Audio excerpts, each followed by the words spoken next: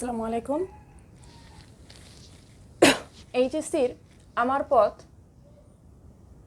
এই প্রবন্ধটি নিয়ে আজকে আলোচনা করব। আমার পথ এই প্রবন্ধটি লিখেছেন কাজী নজরুল ইসলাম। কাজী নজরুল ইসলামের কবি পরিচিতি আমি আরেকটি কবিতা বিদ্রোহী এটিতে দিয়ে দিয়েছি। আপনারা আই বাটন চেপে ক্লাসটি দেখে নেবেন, কবি পরিচিতি সম্পর্কে জেনে নেবেন।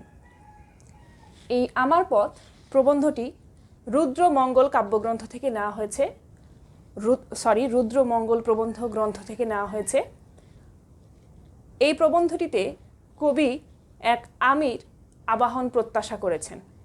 আমরা বিদ্রোহী কবিতায় দেখেছি তিনি মম বা আমির মধ্য দিয়ে সকলকে বুঝিয়েছেন, অর্থাৎ এই মম বা আমি তিনি শুধু নিজেকে না,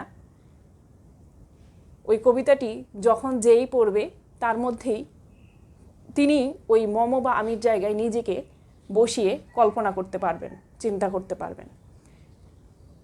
তদ্রূপ আমার পথ কবিতাতেও তিনি এই আমির আবাহন প্রত্যাশা করেছেন। এই আমি বিন্দুতে, আমি ভাবনা বিন্দুতে সিন্ধুর উচ্ছ্বাস জাগায়। কথাটির অর্থ হচ্ছে আমির মধ্য দিয়েই তিনি অনেককে একত্রিতকরণ করতে চেয়েছেন, আমি থেকেই আমরাতে উন্নীত হতে চেয়েছেন।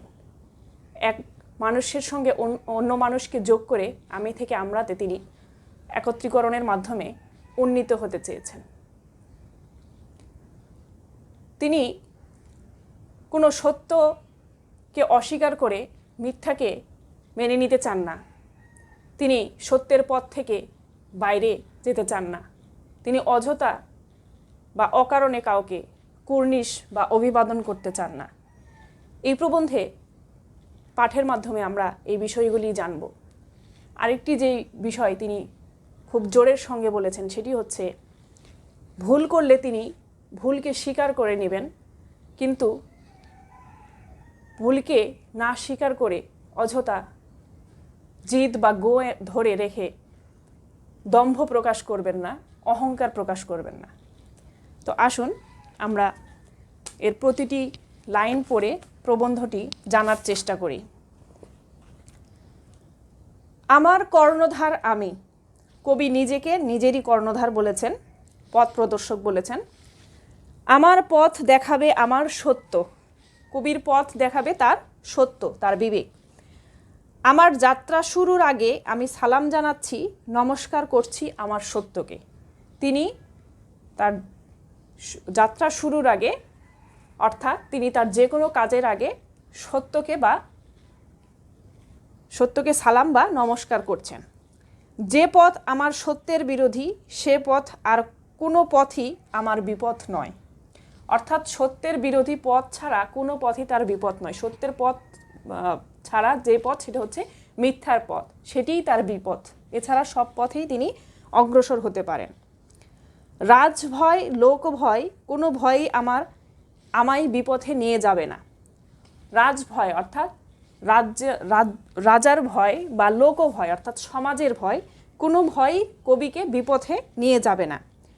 আমি যদি সত্যি করে আমার সত্যকে চিনে থাকি, আমার অন্তরে মিথ্যার ভয় না থাকে, তাহলে বাইরের কোনো ভয়ই আমার কিছু করতে পারবে না।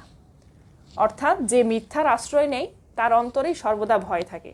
যে সবসময় সত্যের পথে থাকে সে সর্বদা নির্ভীক থাকে, তার মনে কোনো ভয় থাকে না। সে কারণে কবি বলছেন আমার অন্তরে মিথ্যার ভয় না থাকে, তাহলে বাইরের কোনো ভয়ই আর আমাকে কাবু করতে পারবে না। যার ভিতরে ভয় সেই বাইরে ভয় পায়। এটি অনুধাবনমূলক প্রশ্ন আসে যে যার ভিতরে ভয় সেই বাইরে ভয় পায়। অর্থাৎ যে মিথ্যার পথে থাকে বা মিথ্যাকে আশ্রয় করে যে কার্য সম্পাদন করে সেই মানুষকে বা লোকচক্ষুকে ভয় পায়, কারণ তার অন্তরে সর্বদা তার যেই মুখোশ সেটি খুলে যাওয়ার ভয় থাকে। অতএব যে মিথ্যাকে চেনে সে মিছামিছি তাকে ভয়ও করে না। অর্থাৎ যে মিথ্যাকে চিনে রাখে, যে সত্যের পথে, সে কখনো মিথ্যাকে শুধু শুধু ভয় করে না বা লোকচক্ষুকে ভয় করে না, কারণ সে সত্যের পথে থাকে। যার মনে মিথ্যা সেই মিথ্যাকে ভয় করে। নিজকে চিনলে মানুষের মনে আপনা আপনি এত বড় একটা জোর আসে যে সে আপন সত্য ছাড়া আর কাউকে কুর্নিশ করে না। অর্থাৎ নিজেকে, আত্মাকে বা বিবেককে চিনতে পারলে মনে আপনা থেকে একটা জোর আসে, একটা শক্তি আসে, সাহস আসে যে না, আমি সত্যের পথে আছি, ন্যায়ের পথে আছি, আমি কোনো অন্যায় কাজ করিনি। তাহলে তার কাউকে কুর্নিশ বা মাথা নত করে অভিবাদন বা সালাম জানানোর প্রয়োজন হয় না। আমরা যেমন কোনো একটা কিছু পাওয়ার জন্য বা একটা চাকরি লাভের জন্য বা কোনো ক্ষমতা পাওয়ার জন্য আমরা অন্যকে অযথাই কুর্নিশ করি, অভিবাদন করি, কিন্তু আমরা যদি সত্যের পথে থেকে, ন্যায়ের পথে থেকে সেটা পাওয়ার চেষ্টা করি তাহলে আমরা অবশ্যই সেটা পাবো। অযথা কাউকে কুর্নিশ বা সালাম করার প্রয়োজন হচ্ছে না মাথা নত করে।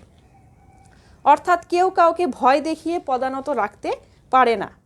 এই যে নিজকে চেনা, আপন সত্যকে আপনার গুরু, পথ প্রদর্শক, কাণ্ডারি বলে জানা, এটা দম্ভ নয়, অহংকার নয়। অর্থাৎ নিজেকে চেনা, নিজেকে সৎ পথে রাখা, সত্য পথে রাখা, নিজেকেই নিজের পথ প্রদর্শক করা, গুরু করা, কাণ্ডারি করা, এটা কোনো দম্ভ বা অহংকার নয় বলে লেখক মনে করেন। এটা আত্মাকে চেনার সহজ স্বীকারোক্তি। আর যদি এটাকে কেউ ভুল বলে, অহংকার বলে মনে করেন, তবু এটা মন্দের ভালো।